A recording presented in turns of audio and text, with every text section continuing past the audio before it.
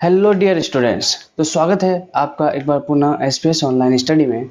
और अपन पढ़ रहे थे वर्त। ठीक है, तो वर्त के अपन सारे प्रमेय पढ़ चुके हैं और आज अपन पढ़ने वाले हैं वर्त एवं वर्त की स्पर्श रेखाएं।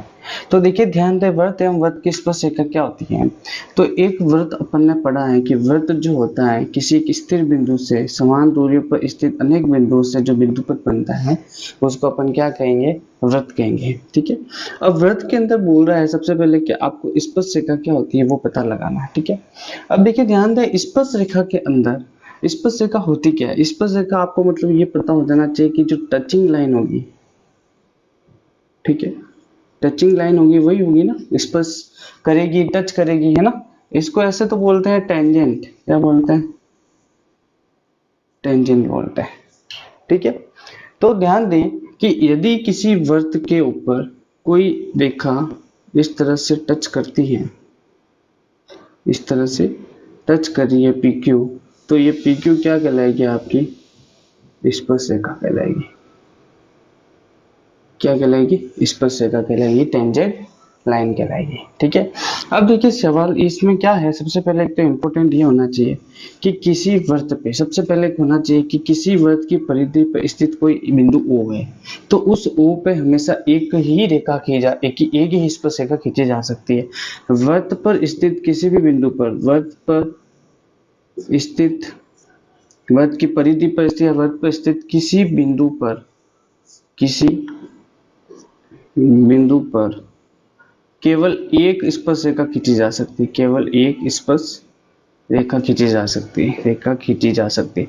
ये एक नंबर में सवाल पूछा जा सकता है कि वृत्त की परिधि पर कितनी रेखाएं खींची जा सकती है, कितनी स्पर्श रेखाएं खींची जा सकती है। ठीक है, दूसरा सवाल आपसे पूछा जाएगा कि किसी भी वृत्त के बाहर एक बिंदु दे रखा है इस तरह से, अगर बाहर मान लो जैसे एक और वृत्त बना ही लेते हैं अपन, इस वृत्त के बाद जैसे एक बिंदु मैंने R दे दिया, तो इससे वृत्त पे कितनी स्पर्श रेखाएं खींची जा सकेगी, तो हमेशा ध्यान रखिए इस पे सिर्फ दो स्पर्श रेखाएं खींची जा सकेगी। कितनी स्पर्श रेखा खींची जा सकती है, दो स्पर्श रेखा खींची जा सकती है।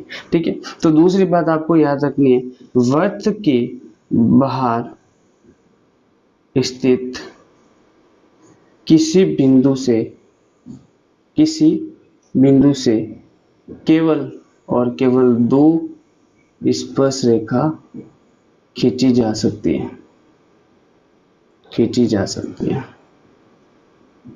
ठीक है, यानी कि दो बिंदु बनेंगे और A और B पे टच करेंगे, यानी इस बाहर वाले बिंदु से वृत्त पे कितनी स्पर्श रेखा खींची जा सकती है, केवल दो स्पर्श रेखा खींची जा सकती है। तो यही है सबसे पहला काम, आपको स्पर्श रेखा के बारे में पता लगाना।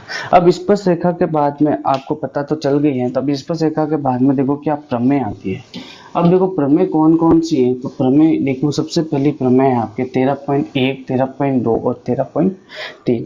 देखो 13.1 प्रमेय के अनुसार 13 प्रमेय कह रही है, 13.1 प्रमेय और 13.2 प्रमेय ये कहती है कि यदि कोई भी वृत्त की स्पर्श रेखा है इस तरह से, जैसे मान लो ये P और ये क्या है Q, तो जो स्पर्श रेखा होगी तो ये जगह यहाँ टच कर रही है वृत्त पे, तो क्या करेगा, केंद्र पर से जो त्रिज्या होगी, यहाँ पे जो ये त्रिज्या है वृत्त की, ये त्रिज्या इस वृत्त की स्पर्श रेखा के क्या होगी, लंबवत होगी।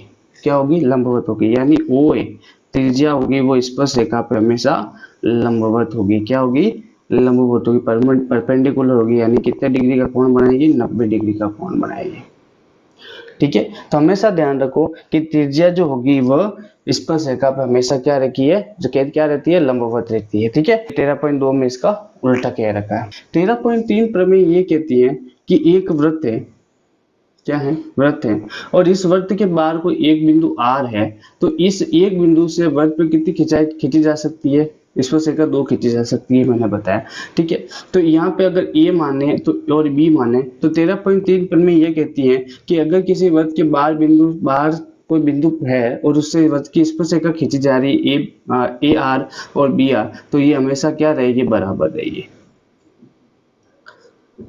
ठीक है, तो इस प्रमेय का अनुसार यह है कि वृत्त के बाहर स्थित किसी बिंदु से दो स्पर्श रेखा खींची जा सकती है और वो दोनों स्पर्श रेखाएं क्या होगी, एक दूसरे के परस्पर बराबर रहेगी। ये प्रमेय 13.3 में कहा गया, यानी ये और ये क्या रहेगी, बराबर होगी, और यहाँ से यहाँ पे जो ये त्रिज्या होगी ये इसकी क्या होगी, हमेशा परपेंडिकुलर रहेगी। क्या रहेगी, परपेंडिकुलर जो 13.1 और 13.2 के अंदर कहा गया है। तो 13.4 और 13.5 प्रमेय के अंदर ये कहा गया है आपको कि एक वृत्त है और इस वृत्त पे एक स्पर्श रेखा खींची गई, जैसे नाम दे दिया आपने P और Q, ठीक है। और इससे इस जहाँ पे ये स्पर्श करती है वहां पे एक क्या खींची गई, जीवा खींची गई, नाम दे दिया अपन ने A और B।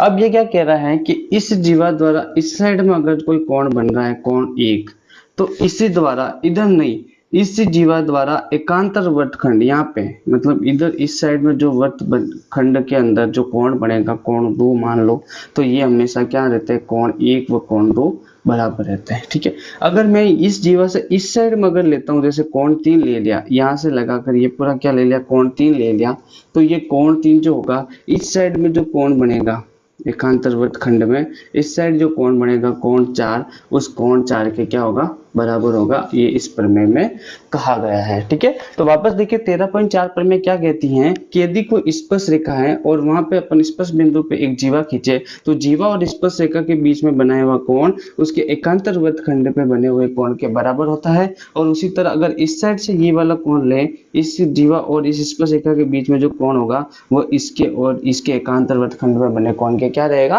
बराबर रहेगा। 13.5 इसका विलोम है। 13.5 में ये कहते हैं कि यदि ये कोण और ये कोण बराबर हो, अगर ये कोण बराबर हो एकांतर वृत्तखंड वाले कोण और स्पर्श रेखा और जीवा के अंदर बनने वाला कोण, या किसी मतलब इसमें भी स्पर्श रेखा नहीं बोल सकते अपन, ऐसे बोले कि जीवा और किसी रेखा के बनने बीच बनने वाला कोण बराबर हो, तो क्या होगा, वह हमेशा जो रेखा होगी वो क्या होगी, स्पर्श रेखा होगी, ठीक है। तो ये 13.4 और 13.5 प्रमेय है आपकी वृत्त और वृत्त की स्पर्श रेखा चैप्टर। आई होप आपको ये समझ में आया होगा। और वृत्त की स्पर्श रेखाओं की 13.1 से 13.5 प्रमेय बिल्कुल आसान है। आपको सिर्फ एक बार इनकी रीडिंग मारनी है। आपने सारी प्रमेय जो है वो आपने पहले डिस्क्रिप्शन में पूरा डिस्क्राइब करके पढ़ चुके हैं, अभी आपको सिर्फ एक रिविजन करना है, इसीलिए ये मैं पूरा सॉल्व करके नहीं बता रहा हूँ, ठीक है। तो आप इसका अच्छे से पढ़े और इसके जो क्वेश्चन है वो अपन बाद में सॉल्व करेंगे, ओके।